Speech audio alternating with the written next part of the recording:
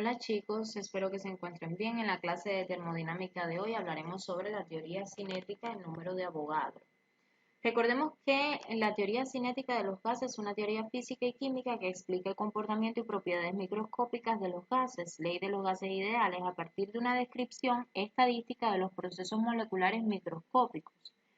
En la clase anterior hacíamos referencia a los principales postulados de esta teoría.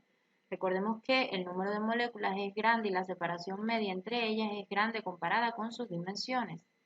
Por lo tanto, ocupan un volumen despreciable en comparación con el volumen del envase y se consideran masas puntuales.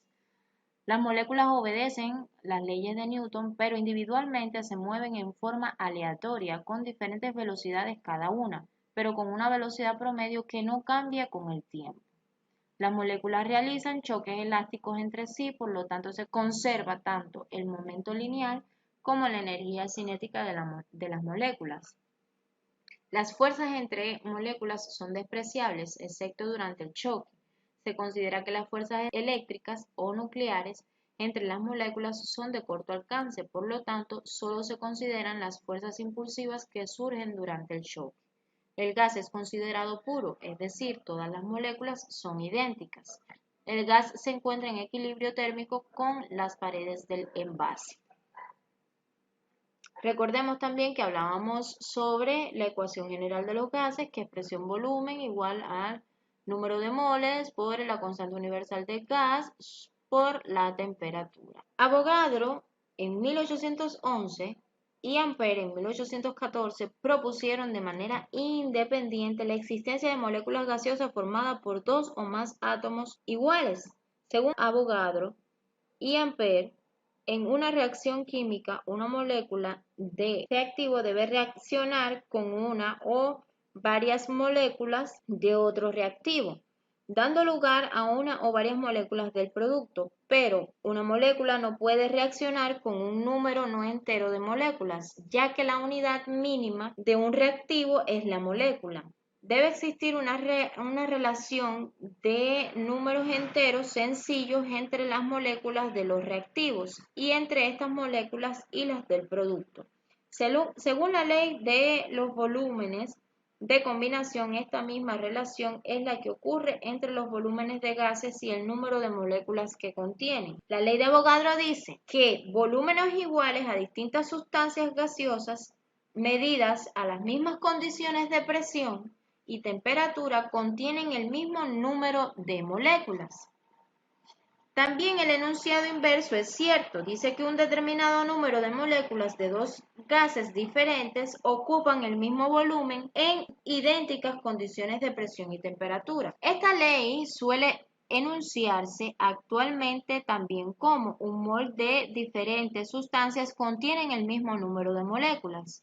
El valor de este número, llamado constante de Avogadro, es aproximadamente igual a 6,023 por 10 a la 23 y es también el número de átomos que contiene un mol de un elemento.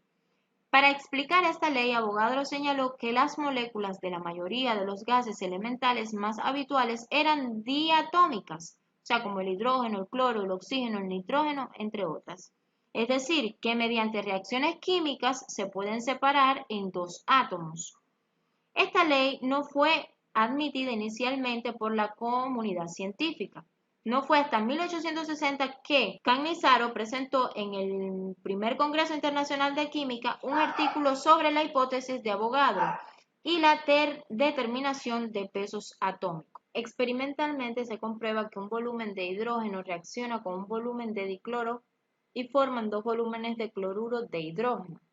Como las moléculas de dihidrógeno y dicloro son diatómicas, la reacción química de síntesis de cloruro de hidrógeno consistiría en la rotura de las moléculas de dihidrógeno y dicloro y su posterior reorganización para dar dos moléculas de cloruro de hidrógeno, una por cada átomo de cloro e hidrógeno. Los volúmenes de los gases reaccionantes están en la relación 1 a 1, mientras que el de cloruro de hidrógeno respecto al de dihidrógeno o al dicloro están en relación 2 a 1. La masa de una molécula o átomo se puede calcular a partir de la masa molecular o atómica m mayúscula de la sustancia y con el número de Avogadro Na. Como M en kilogramos de una sustancia contiene Na partículas, la masa M de una partícula está dada por masa de la molécula, como pueden ver, masa de la molécula igual a masa molecular sobre el número de Avogadro. La energía cinética por medio traslacional de una molécula de gas es 3kB por T sobre 2, donde T es la temperatura absoluta del gas y Kb es igual a R sobre el número de Avogadro, que es igual a 1,381 por 10 a la menos 23, que viene siendo la constante de Boltzmann. La rapidez cuadrática media de una molécula de gas es la raíz cuadrada del promedio de la rapidez cuadrática al cuadrado para una molécula sobre un intervalo de tiempo muy grande. Esto es equivalente a tomar el promedio sobre todas las moléculas de gas en un instante dado. De la expresión de la energía cinética promedio, la rapidez nos quedaría, como ven, la expresión Vms es igual a la raíz de 3kB, que es la constante de Boltzmann, por temperatura por la masa de la molécula.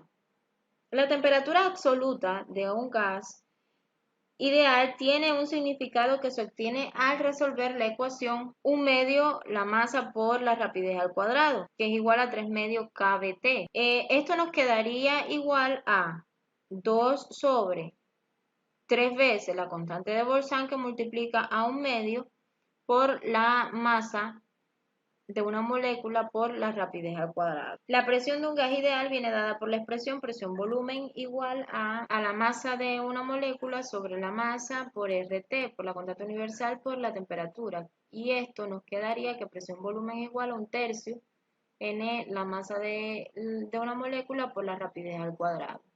Ahora, si la densidad es igual a N por la masa de una molécula sobre el volumen, finalmente nos quedaría que la presión es igual a 1/3 la densidad por la rapidez al cuadrado. Por acá tenemos un ejemplo que dice: el gas de nitrógeno común consta de moléculas de dinitrógeno, calcule la masa de una de tales moléculas, la masa molecular es igual a 28 kilogramos dividido por kilomol.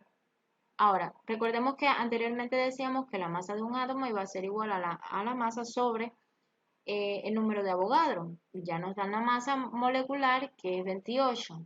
28 lo dividimos para 6,02 por 10 a la 26. Y esto nos quedaría 4,7 por 10 a la menos 26 kilogramos, porque kilomol y kilomol se simplifican. Entonces, por acá tenemos otro ejemplo que dice: el gas helio consta de átomos separados de helio en lugar de moléculas. ¿Cuántos átomos de helio hay en 2,0 gramos de helio? Si la masa molecular es igual a 4,0 kilogramos sobre kilomol para el helio. Ahora, tenemos dos métodos. El método 1 sería: 1 kilogramo de helio tiene la masa molecular es de 4,0 kilogramos y contiene Na átomos, pero recordemos que 2 gramos equivalen a 0,0020 kilogramos. Ahora, eso lo dividimos para la masa y nos quedaría 0,0050 kilomol de helio. Por consiguiente, el número de átomos en 2,0 gramos sería 0,00050 kilomol, que multiplica a Na. Recuerden que Na es el número de Avogadro. Si multiplicamos esto que nos dio por el número de Avogadro, nos quedaría 3,0 por 10 a la 23. Para el método 2 dice: la masa de un átomo de helio es, tenemos la masa molecular, que es 4, lo dividimos por el número de Avogadro, como hacíamos en el ejemplo, el primer ejemplo, y nos da 6,64 por 10 a la menos 27 kilogramos. Entonces, el número de átomos en 2,0 gramos sería igual a esos gramos que lo llevamos a kilogramos y eso lo dividimos para el resultado de lo que nos dio anteriormente, de la masa, ¿verdad? Y esto nos da 3,0, lo mismo, por 10 a la 23. Concluyo diciéndole: para tener éxito, tus deseos de triunfar deberían ser más grandes que tu miedo de fracasar. Bill Cosby.